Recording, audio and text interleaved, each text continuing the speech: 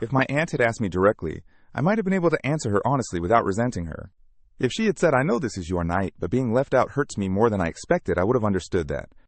If she had admitted she was afraid of becoming less central, now that I no longer needed the same kind of saving, I probably would have cried with her. But that is not what happened. What happened was that she arrived at my restaurant 40 minutes early, carrying a bakery box and wearing pearl earrings she usually saved for baptisms and funerals, then looked around the empty dining room and asked me, very casually, where I wanted her standing for the announcement. Not if I wanted her there. Not whether this was still private. Where I wanted her standing. That was when something in me went still. The restaurant was dark except for the pendant lights over the bar and the amber lamps near the front windows. We had closed early for what I told my siblings would be a small family toast after service. Mateo, my business partner, was upstairs finishing invoices. In less than an hour, I was going to tell the people I loved that after 8 years of work, debt, compromise, and one nearly catastrophic winter, I had signed the papers to buy him out. The place would finally be mine. Not mine in the romantic sense. Mine in the legal, exhausting, if this fails, it fails on my credit sense. I had not told many people yet because I wanted one clean evening before the opinion started. Before pride got mixed with advice, worry, and all the little ways people turn your biggest moments into a committee meeting. I wanted one private toast with the people who had lived through the long middle. My Aunt Lena was not supposed to be there for the beginning. She was invited for dessert later, after the family announcement. The first hour was supposed to be small. My brother, my sister Mateo, and my kitchen manager Tasha, who had stayed when everybody sensible told her to leave. Then Lena and 2 family friends would come for cake once the emotional part was over. I made that choice carefully.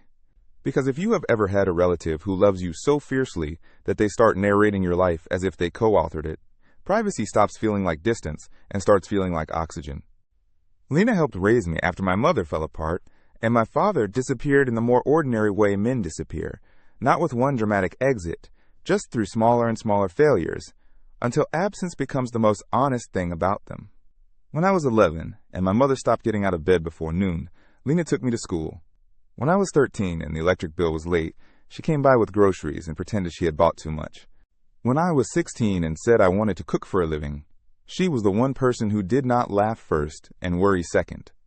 She got me my first pair of real kitchen shoes and helped me fill out financial aid forms. She told me being good with my hands was still a way to build a future. I know what she has been to me. That is part of why the story took so long to become visible. When someone saves you during your most breakable years, it can feel almost immoral to notice the shape their help takes later. Lena was generous. Lena was loyal. Lena was also the kind of person who said "we" when she meant my life. We are not taking that job, are we?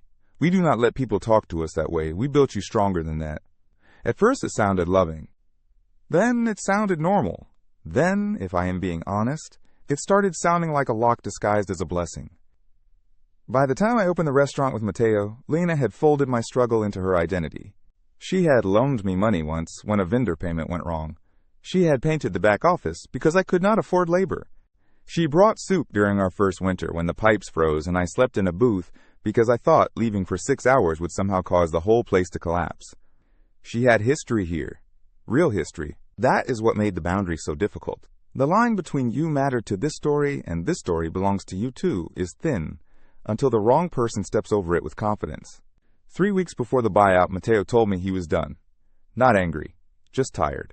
He wanted to move to North Carolina to help his brother with a bakery and stop spending every weekend fighting payroll math in a restaurant that had become more mine than his anyway. He said, "If you want it, I want to sell cleanly and leave with everybody still speaking." I laughed so hard I almost cried. Then I actually cried. Then I spent the next week in meetings with accountants, lenders, and one attorney, who kept saying exciting in the same tone doctors use when they mean concerning, but survivable. I did not tell Lena right away, because she turns uncertainty into involvement so quickly that I can feel my own thoughts disappear. If I had told her during negotiations, she would have had a cousin who knew a banker, a warning about trust, a theory about Mateo, and 3 calls a day asking what we had decided. Every one of those things would have arrived wrapped in love, which is what makes saying no so ugly. So I waited until the papers were signed. I planned one private family evening. I texted Lena myself. I want you there for dessert and the celebration, but I need the first conversation to stay very small. Please don't come before 7:30. She sent back a heart, a champagne glass emoji, and, of course, baby, whatever you need. That should have reassured me. Instead, it made me nervous. The day of the announcement, I cooked badly all morning. I oversalted one sauce, burned hazelnuts, and dropped a whole tray of small plates because my hands were moving faster than my brain. Tasha finally took the spoon out of my hand and said, "If you throw one more body part into this menu, I'm sending you outside." After service, we cleared the dining room, set 6 glasses at the center table, and brought out the good bottle Mateo had been saving. He kept pretending he was not emotional about leaving. I kept pretending I was not emotional about finally owning the place. At 6:50, the front door opened. I turned with a smile already forming because I assumed it was my brother arriving early. Instead, it was Lena. Her hair was pinned up. She had lipstick on. She was carrying a white bakery box tied with gold string. "I thought I'd help you set up," she said. I must have looked confused because she laughed lightly and added, "Don't give me that face. I know tonight is important." Then came the sentence. "Where do you want me standing when you tell them?" I have replayed that moment so many times, and what still unsettles me is how gentle her voice was. She did not sound like someone crashing an event. She sounded like someone arriving for her assigned place in a ceremony she believed partly belonged to her. I said, "Lena, I asked you to come later." She set the cake box down on the bar as if I had made a small, temporary mistake.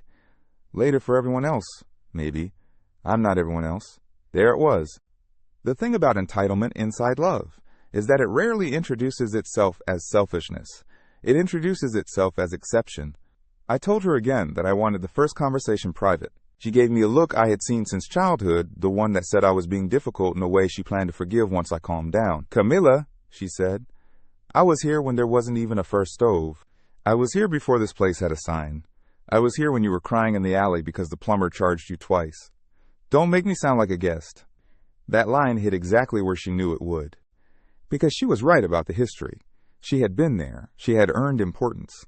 But importance and access are not the same thing.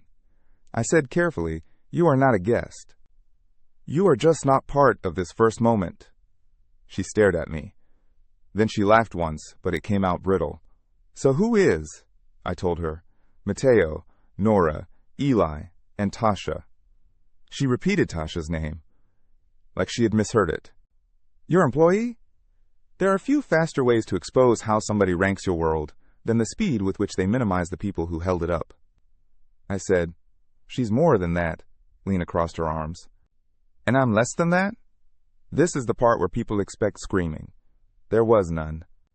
Instead, there was the soft, suffocating kind of conflict, where every sentence sounds reasonable if you ignore what it is trying to take. She said she had sacrificed too much to be excluded from this. She said she did not understand why strangers were being honored over family. She said when someone helps carry you over the bridge, they should not be told to wait outside when you get to the other side. That metaphor might have worked on me if I had not suddenly understood what role she had assigned herself in it. Not witness, not loved one, keeper of passage. I realized then that she was not upset about missing information. She was upset about losing position. And once I saw that, older moments rearranged themselves. The time she told a boyfriend of mine, "She trusts too easily, so run things by me." The time she corrected me in front of cousins about whether I was really ready to expand the menu. The time she introduced me to one of her church friends, not as the owner, but as the girl I practically dragged into this dream, dragged. As if ambition had belonged to her first. Lena stepped closer and lowered her voice. That is how I knew she was angry. She said, "You would not have this place without me." I said, "I know." She said, "Then why are you acting like I need permission to stand in the room?" And there it was, not the cake, not the timing, permission. The right to decide who enters a moment, that was mine. Something in me settled then, not because it stopped hurting, but because I finally knew what answer belonged to me. I told her, "Because it is my room." The sentence sounded colder out loud than it had in my head, but it was true. I went on before I could soften it into something she could negotiate. "I love you. You helped build the years that built me. That is not in question. But every important thing in my life cannot become public property just because you suffered with me on the way to it." I could see the words landing and failing at the same time. She was not hearing boundary. She was hearing erasure.